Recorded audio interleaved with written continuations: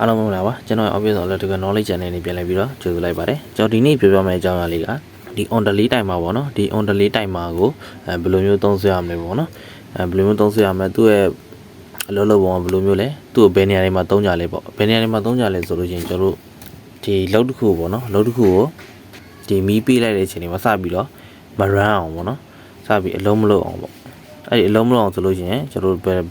ဘာလေးကိုသုံးရလဲဆိုတော့ဒီ on delay timer လေးကိုသုံးရတယ်ကျွန်တော် relay မှာဆိုလို့ရှိရင် relay ကိုကျွန်တော်တို့ coin ကိုမီးပေးလိုက်ပြီဆိုတာနဲ့သူကချက်ချင်းအလုပ်လုပ်တာဟုတ်ပြီနော်ဒီ on delay timer ကျတော့သူတတ်မှတ်ထားတဲ့အချိန်ရောက်တော့မှသူကဟိုစပြီးတော့ run မှာပေါ့နော်အလုပ်လုပ်မှာပေါ့ relay ကျတော့တိုက်ရိုက်ကတာဒီ on delay timer ကျတော့သူတတ်မှတ်ထားတဲ့အချိန်ရောက်တော့မှဟိုအလုပ်လုပ်တာပေါ့နော်ဥပမာဒါဆိုလို့ရှိရင်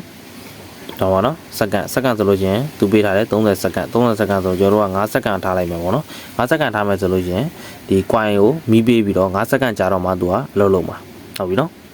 ဒါသူ့ရဲ့အလုပ်လုပ်ပုံလေးပေါ့နော်ဟုတ်ပြီသူ့ကိုဗမာသုံးကြလဲဆိုတော့ကျွန်တော်ဒီ motor တွေစ run တဲ့နေရာမှာဒီ start data ပေါ့နော်စ run တဲ့နေရာမှာသုံးတယ်သူ့ကိုအရင်ဆုံး start လဲမယ် start လဲပြီးတော့မှ data ကပ်ပြီးလဲမယ်ဆိုလို့ရှိရင်ဒီ on delay timer လေးနဲ့ထည့်ပြီးတော့သုံးတယ်ဟုတ်ပြီနော်ဟုတ်ပြီဒါဆိုရင်ကျွန်တော်အခုဒီမှာဒီ on delay timer ရဲ့ဟိုသူ့မှာပါတဲ့ function တွေနဲ့ဒီဘယ်လိုမျိုးသုံးစွဲရမလဲဘယ်လိုမျိုးတက်ဆင်ရမလဲဆိုတာကိုပြောပြသွားမှာဟုတ်ပြီနော်ဒါဆိုရင်အခုဒီမှာအရင်ဆုံးကြည့်လိုက်ဟုတ်ပြီဒါကတော့ base ပေါ့နော်သူ့ရဲ့ base မှာဆိုလို့ရှိရင်ကျွန်တော်တို့ relay လို့ပဲသူက shipping ဟုတ်ပြီနော်သူက shipping ဆိုတာကဘယ်လိုပုံစံမျိုးလဲဆိုရင် relay ကြတော့ relay ရဲ့ပင်ကြတော့ဒါမျိုးလေးပေါ့နော်ဒါမျိုးလေးအပေါ်မှာလင်းကောအောက်လင်းကောဒီကောင်ကြတော့အဲ့လိုမဟုတ်ဘူးဒီလိုဟိုစက်ဝိုင်းပုံစံလေးပေါ့နော်စက်ဝိုင်းပုံစံလေးသူ့ကိုကျွန်တော်ဘယ်လိုမျိုးမှတ်ထားရမလဲဆိုတော့ဒီမှာအောက်မှာလင်းကောရှိတယ်ဒီဘက်နှစ်ငုတ်ကို1 2 3 4 5 6 7 8ဟုတ်ပြီနော်နိုင်လက်တံပြောင်းမြန်လဲတဲ့ပုံစံမျိုးမှတ်ရမယ်ဟုတ်ပြီနော်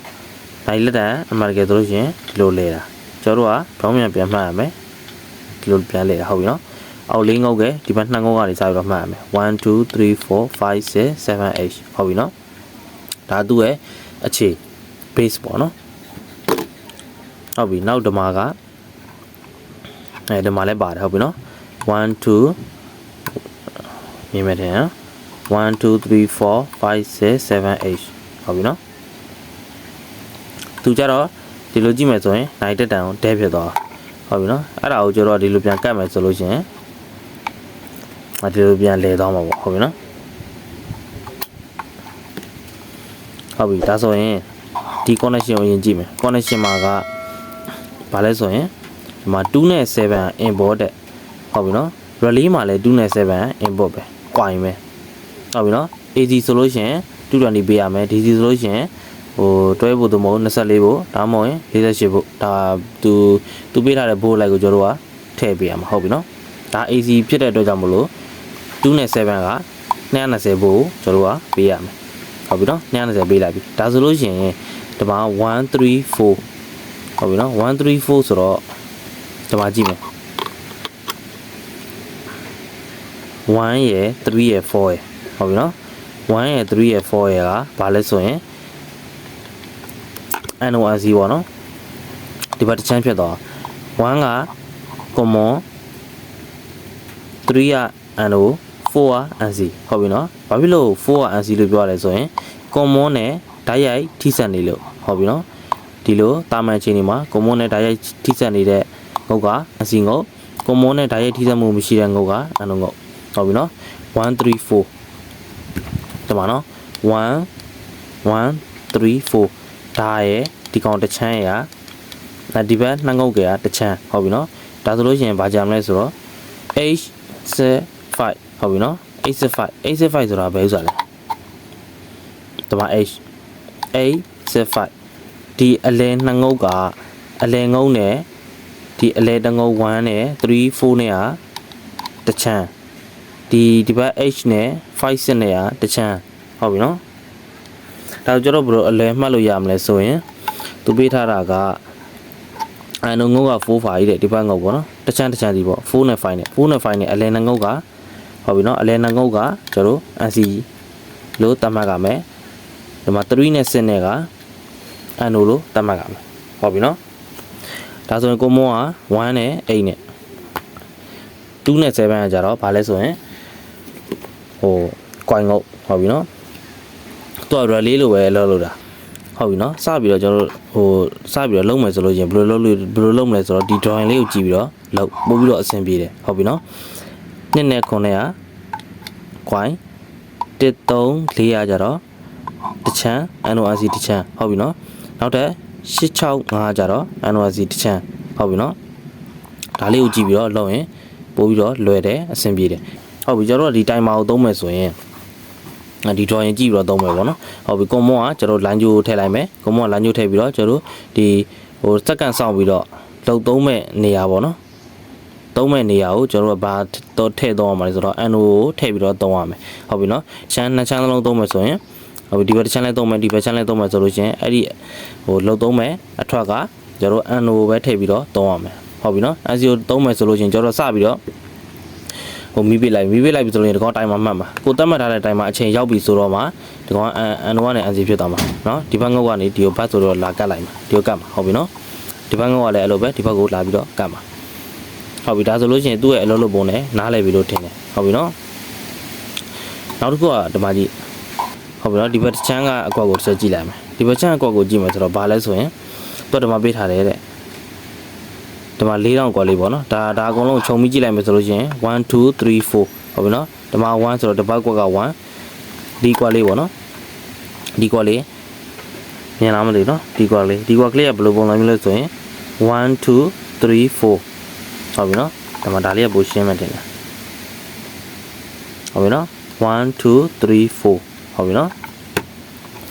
သူကဒီမှာဆိုလို့ရှိရင်ဒါစက္ကန့်ပေါ့နော်စက္ကန့်ပုံမှန်ဆိုလို့ရှိရင်ဒီမှာ30ဆိုတော့30စက္ကန့်1 2နဲ့4နဲ့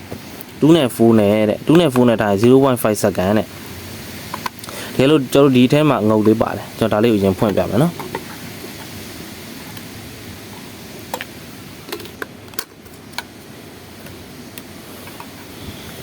ဟုတ်ပြီနော်ဒီပြားကနှစ်ပြားပါတယ်ဟုတ်ပြီနော်ဘာလဲဆိုတော့2နဲ့4နဲ့ထားလို့ရှိရင် 0.5 စက္ကန့်တဲ့ဒီကောင်2နဲ့4နဲ့ဒီဘက်အစွန်ကိုကပ်ပြီဆိုလို့ရှိရင် 0.5 စက္ကန့်ဆိုဒီပြားနဲ့ဒီပြားပေါ်မူတည်တာပေါ့နော်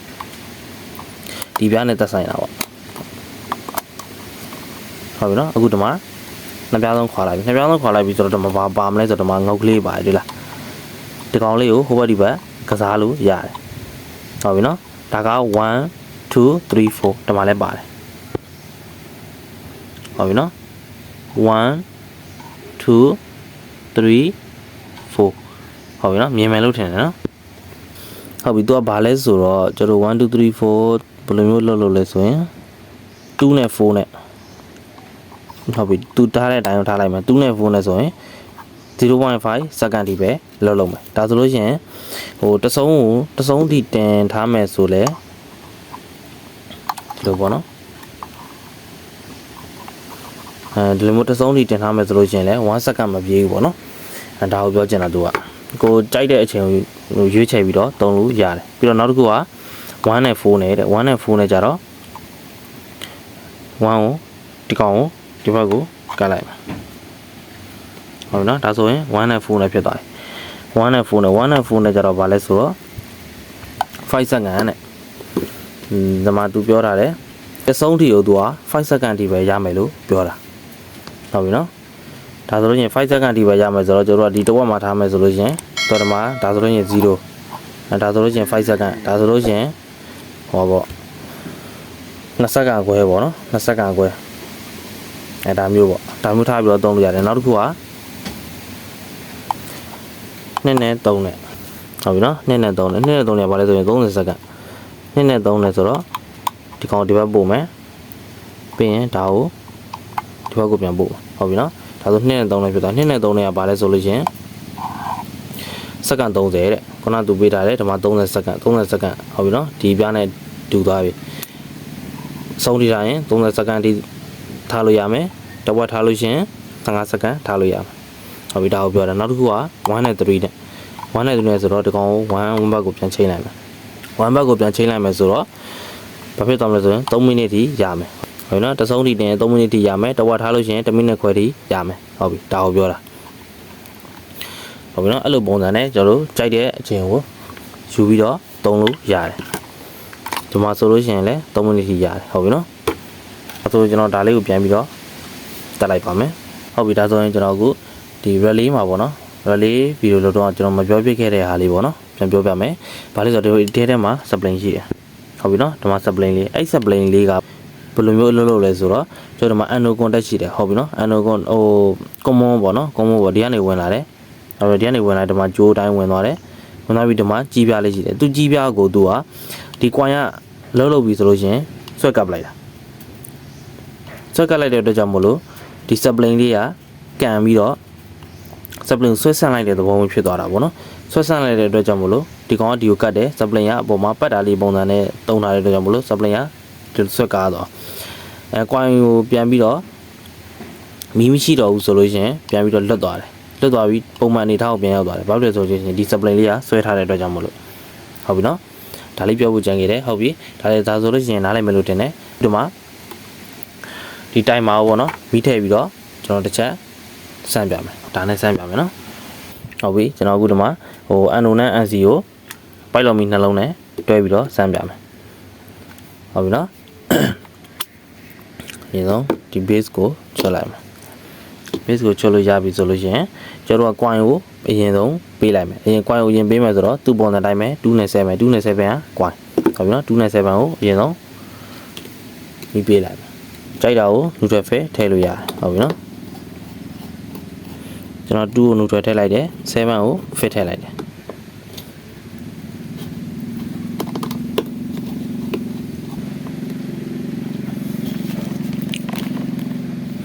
ဟုတ်ပြီနော်အခုဒီမှာဒါဆိုရင်2နဲ့7ကွန်ရောက်လိုက်ပြီကွန်ရောက်ပြီဆိုလို့ရှိရင်ဒီတိုင်မာကိုမီးပေးပြီးတော့တိုင်မာစက္ကန့်သတ်မှတ်ထားတဲ့စက္ကန့်မရောက်တဲ့အချိန်တွေမှာဒီပိုက်တော်မီဒီလေးလင်းနေတယ်ပေါ့နော်အဲဆိုလို့ရှိရင်ကျွန်တော်တို့က common နဲ့ nc နဲ့ကိုသုံးရမယ်ဟုတ်ပြီနော် common ကိုသုံးမယ်ဆိုတော့ကျွန်တော်တို့ကဒီ fit ကနေပဲယူလိုက်ဒီ fit ကနေပြီးတော့ဒီလိုမျိုးဒီဘက် common ငုတ်ပေါ့နော် common ငုတ်က1နဲ့ h နဲ့ကြိုက်တဲ့ငုတ်ကိုထည့်သုံး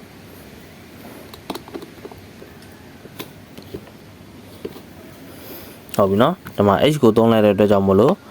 သူနဲ့ဆိုင်တဲ့အချမ်းက5နဲ့6နဲ့ဟုတ်ပြီနော်အခုဒီမှာက coin ရောက်ပြီးတော့အလုံးမလုံးတဲ့အခြေအနေမှာသုံးနေတာဆိုတော့ nc contact ကိုသုံးရမယ်ဟုတ်ပြီနော်5ကနေပြန်ထွက်မယ်ပိုက်ရမီကိုသွားမယ်ဟုတ်ပြီ5ကနေပြန်ထွက်မယ်ဆိုတော့5ကဒီမှာဟုတ်ပြီနော်မြင်မယ်လို့ထင်တယ်နော်5နဲ့6နဲ့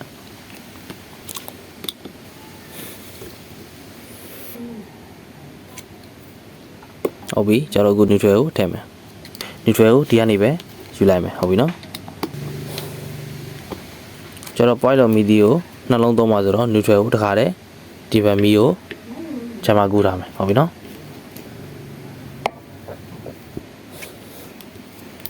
ဟုတ်ပြီနော်အခုဒီမှာ neutral ရောက်ပြီအဲ neutral ဒီဘက်ကိုချမ်းမလှမ်းပြီးတော့ကူမယ်ဟုတ်ပြီနော်ဒါဆိုရင်အခုဒီမှာကျွန်တော်တို့contact anno ဘက်ကိုကတ်မယ်ပိုက်လော်မီမှာကျွန်တော်တို့ video ထည့်ရမယ်ဟုတ်ပြီနော် video ထည့်ရမယ်ဆိုတော့စစ်မှာထည့်ရမယ်ဒါမှနော်စစ်က anno ဖြစ်တဲ့အတွက်ကြောင့်မို့လို့ပိုက်လော်မီကိုအစိမ်းကို anno ဘက်ကိုကတ်ဖို့အတွက်ကိုကျွန်တော်တို့ video သွားရမယ်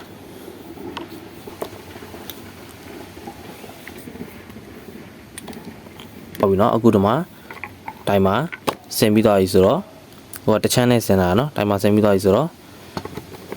တက်လိုက်မယ်တက်ပြီးတော့မီးစမ်းပြမယ်ဟုတ်ပြီနော်အခုဒီမှာကကျွန်တော်တို့ဘာသုံးထားလဲဆိုရင်2နဲ့3နဲ့သုံးထားတဲ့အတွက်ကြောင့်မို့လို့2နဲ့3နဲ့ဆိုတော့30စက္ကန့်ဟုတ်ပြီနော်သူပေးထားတဲ့အတိုင်းပဲ30စက္ကန့်ကိုဒီဘက်ကိုချိန်လိုက်မယ်ဟုတ်ပြီနော်စက္ကန့်30ပြည့်မှာဒီအစိမ်းလေးကလင်းမယ်စက္ကန့်30မပြည့်မချင်းကိုအပြာမီကလင်းမယ်ဟုတ်ပြီနော်ဒါဆိုကျွန်တော်တို့မြန်မြန်လေးပဲဆန်းလိုက်မယ်ပေါ့နော်မြန်မြန်လေးဆန်းလိုက်မယ်ဆိုတော့စက္ကန့်30စက္ကန့်30ဆိုတော့ဒါဆိုလို့ရင်10စက္ကန့်ဒါဆို5စက္ကန့်ပေါ့နော်အရင်ဆုံး5စက္ကန့်နဲ့ချိန်ပြီးတော့ဆန်းလိုက်မယ်ကျွန်တော်မီးထည့်လိုက်မယ်ဟုတ်ပြီနော်အခုဒီမှာမီးဖွင့်ပြီ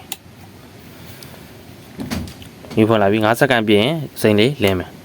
ဟုတ်ပြီနော်5စက္ကန့်ပြည့်သွားလို့အစိမ်းလေးလင်းသွားတာဟုတ်ပြီနော်သူကပါဝါစရောက်ပြီဆိုတာ ਨੇ ဒီ on ဆိုတော့မီဒီလေးကလင်းမယ်ပြီးတော့မှ လောက်ထွက်ပြီးဆိုတော့မှဒီဘက် app ဆိုတဲ့ media လဲမှာဟုတ်ပြီနော်အခုပြန်ပြီးတော့ပိတ်လိုက်မယ်10စက္ကန့်မှထားမယ်ဖွင့်ပြီ10စက္ကန့်နေမှာ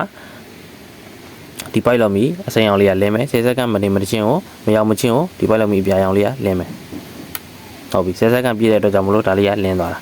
ဟုတ်ပြီနော်ဒါလည်းမယ်လို့ထင်တယ်နော်ဒါလေးကဘာမှထွေထူးထူးမရှိဘူးတခြားကြည့်ပြီးတော့လုံးမယ်ဆိုရင်လွယ်ကူပါတယ်ဟုတ်ပြီအခုကကျွန်တော်တို့ကဒီဘက်တစ်ချမ်းနဲ့ပဲသုံးထားတာဟုတ်ပြီနော်ဒီဘက်တစ်ချမ်းနဲ့ပဲသုံးထားတာဆိုတော့ဒီမှာက968ကိုပဲသုံးထားတာ8ကကွန်မွန်5က NC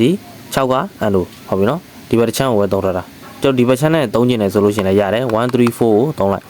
1ဒီမှာဒီဘက်ငုတ်ကိုဒီဘက်ကိုပို့ပြီးရင် NORC ကိုသူ့တိုင်းပဲပြန်ထည့်ဟုတ်ပြီနော် NO က NO ငုံမှာတဲ့ NC က NC ငုံမှာတဲ့ဟုတ်ပြီနော်ဒါလေးပဲဘာမှခက်ခဲထွေထူးထူးမရှိဘူးဒီ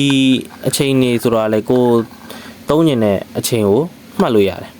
ဟုတ်ပြီနော်ကိုက9မိနစ်သုံးကျင်ဆိုလို့ရှိရင်လည်း9မိနစ်ပါတဲ့တိုင်မှာ10မိနစ်ပါတဲ့တိုင်မှာမိနစ်60တနာရီပါတဲ့တိုင်မှာဝယ်ဟုတ်ပြီနော်ပြီးရင်ကိုကြိုက်သလိုဒီငုတ်ကလေးနဲ့ရွှေ့ပြီးတော့သုံးလို့ရတယ်ဒါကိုပြောချင်တာဟုတ်ပြီနော်ဒီ on delay တိုင်မှာကကျွန်တော်တို့ဟို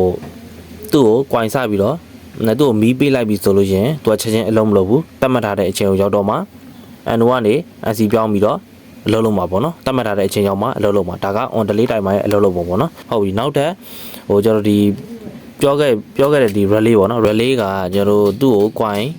ပေးလိုက်ပြီဆိုတာနဲ့ဓာတ်ရိုက်ကပ်ပြီးတော့အလုပ်လုပ်တယ်ဒီ on delay တိုင်မှာကျတော့သူ့ကို coin ပေးလိုက်ပြီဆိုတာနဲ့တတ်မှတ်ထားတဲ့အချိန်ကိုရောက်မှအလုပ်လုပ်တာဟုတ်ပြီနော်ဒီ relay နဲ့ on delay တိုင်မှာရဲ့ဟိုခြားနာချက်ကိုသိပြီးလို့တင်တယ်နော်တကယ်လို့ဒီလောက်တွေပါသုံးရမယ်ဆိုလို့ရှင်မဂနက်တက်ကွန်တာခံပြီးတော့ဒီကောင်လေးနဲ့တွဲပြီးတော့သုံးရမယ်ဟုတ်ပြီနော်ဟုတ်ပြီနောက်တစ်ခုကဘာလဲဆိုရင်ဒီတိုင်မာတွေဒီ relay တွေကကျွန်တော်တို့ဟိုလောက်များတဲ့ကောင်တွေကိုသုံးဖို့အတွက်မဟုတ်ဘူး control အတွက်ကိုပဲသုံးဖို့ထုတ်ပေးထားတာဟုတ်ပြီနော်ဒီ control အတွက်ကိုပဲသူကသုံးဖို့ထုတ်ပေးထားတဲ့ဖြစ်တဲ့အတွက်ကြောင့်မလို့လုံများတဲ့ကောင်တွေကိုသုံးလို့အဆင်မပြေဘူးအဲဒါကြောင့်ကျွန်တော်တို့ကလုံများတဲ့ကောင်တွေမသုံးဘူးဒါဆိုလို့ရှိရင်နောက်ဗီဒီယိုမှာဆိုလို့ရှိရင်ဒီ digital timer ရဲ့အလုပ်လုပ်ပုံနဲ့သူ့ရဲ့ program ရေးနည်းတွေကိုထပ်ပြီးတော့ပြပြပါမယ်အခုပြောရတာလေးကိုနားလည်မယ်လို့ထင်ပါတယ်ကျေးဇူးတင်ပါတယ်